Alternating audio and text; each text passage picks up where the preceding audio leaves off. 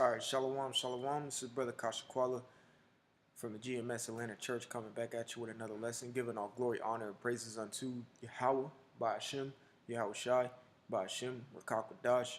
Double honors to the apostles and elders of Great Millstone who were well. Peace, love, salutation to the elect 144. This is going to be a super quick lesson, okay? It's going to go into, there's no point to be falling for these false idols, okay? This is primarily speaking to, the men out there who aren't, fully awake or maybe in the wrong camps, man, okay?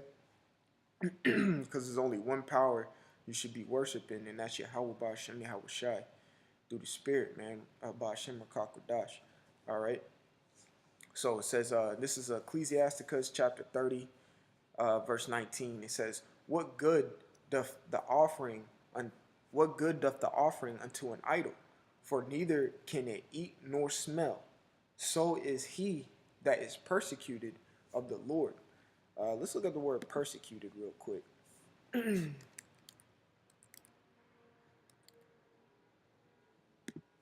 All right. Here's the word persecuted in the Google. It says subject or someone to hostility or ill treatment, especially because of their race or political or religious beliefs. But it says harass or annoy someone persistently. Okay. All right. So like a persecution. All right. Like Yahweh Shai was persecuted. All right. But it says right here, what good doth the offering unto an idol? That's right. An offering unto the idol, Cesare Borgia, or who they call Jesus. Okay. Buddha, Muhammad, Allah, all that. You should be giving your body as a living sacrifice unto Yahweh Ba'ashem Yahweh Shai, and nothing else, man, and no one else, okay? All right, it says, for neither can it eat nor smell. That's right, because it was a curse, because the scriptures, I think in Deuteronomy 28, talked about how we'd be worshiping wood and stone, because we'll fall away from the Lord, which you can read about in Jeremiah the 15th chapter. Just for the sake of time, I'm not going to get it. I'm just going to keep going. But it says, so is he that is persecuted of the Lord. That then we looked at that word persecuted. And persecute means to be ill-treated. All right? So if you do these things, you're not going to be eating or drinking, but you're going to be persecuted from the Lord, man. You're going to be ill-treated from the Lord. And if you're ill-treated from the Lord, that probably means he sent an angel to come visit you and smoke your ass, okay? Because you were doing such things. Now I'm gonna give a quick example of what it is, not to worship unto these false idols, man. And Daniel is the greatest example of that. Bel and the dragon, and this is the 5th verse. It says, I'll start at 4. And the king worshipped it, and went daily to adore it. But Daniel worshipped his own power. And the king said unto him, Why doest not thou worship Bel, or like Baal? Okay? And there's a scripture I know. But I'm going to keep reading. It says, who answered and said, Because I may not worship idols made with hands, but the living power. This is Daniel replying back. And if I'm not mistaken, he was speaking to one of the kings of Syria. All right, which I think this king, it says King Astagades, if I'm pronouncing that right correctly, was gathered to his fathers, and Cyrus of Persia received his kingdom. When you go into the history, I think it was Darius, if I'm not mistaken. So it says, who hath, in verse 5 again, who answered and said, Because I may not worship idols made with hands, but the living power, who hath created the heaven and the earth, and hath sovereignty over all flesh. Then said the king unto him, Thinkest thou not that Bel is a living power? It's like, what? You think Bel, Baal or Bel, he ain't a living power, man? You know what I'm saying? And he said, Seest thou now how much he eateth and drinketh every day? Now, when you read this whole, I advise you to read this whole thing. I'm gonna bring out just a few scriptures in here. What they did was they would bring food, but on the slick or on the sly, the priest of Baal would come up, take the food, and feed their family with it to make it seem like he actually ate the food, which he really didn't. So that's why the king believed that the actual statue or whatnot was eating the food, which he really wasn't. So continuing, then Daniel smiled and said, "O king, be not deceived, for this is but clay within." So Daniel was like, yeah, you know what I'm saying? Like, kind of mocking him. "O king, be not deceived." Like, man, don't get played, man. They set you up with the okie doke, man. It says, "For this is but clay within, the brass without, and brass without."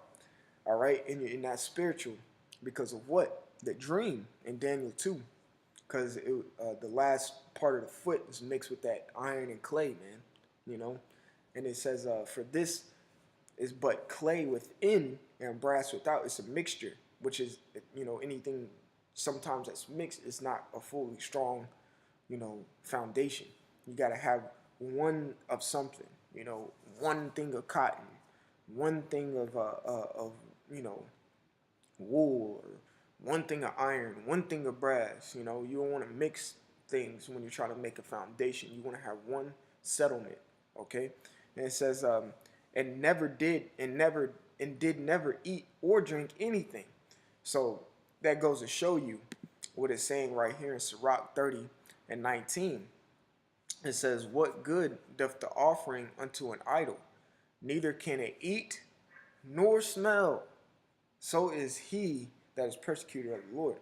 So there's no point for you to be, worshiping these other gods and these other powers, because there's no other power except Yahweh Ba'ashem Yahushai. And he says that. So bear with me one second. I'm gonna try to find the scripture. I've been trying to look for it. All right. Let's see. I want to say something like Jeremiah, or I think it's in Hosea. Let's see.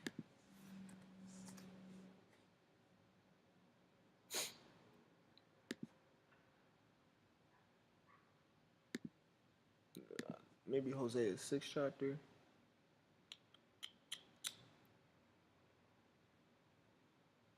Let me bear with me 1 second, because it talks about how he'll take the name of Baal out of their mouths.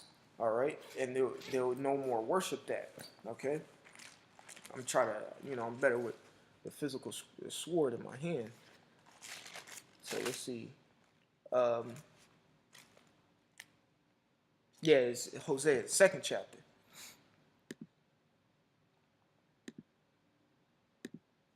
All right. So we're gonna go down to, let's see, 16th verse, and it shall. I'll start at 16, and it shall be at that day, saith the Lord Yahweh Ba'ashem Yahushai, that thou shalt call me Ashai. Let's look what that means. All right, and shall call me no more Baali. Okay, Baali. All right, and that's Ashai, which means man, male, husband. So like mankind, be considering him of a mankind. Okay. All right. All right. And it says, "For I will take away the names of Baalim out of her mouth, and they shall no more be remembered by their name. And in that day I will make a covenant for them with the beasts of the field and the fowls of heaven, and with the creeping things on the ground, and I will break the bow and the sword in the battle out of the earth, and will make them lie down safely." That's right. So he's going to take the name Baalim, Baal, Shedre Borzir, Jesus, Buddha, Allah, Muhammad. He's going to take all them names out of the mouths of the children of Israel because those are wood and stone. And instead, he's going to turn back to the living power.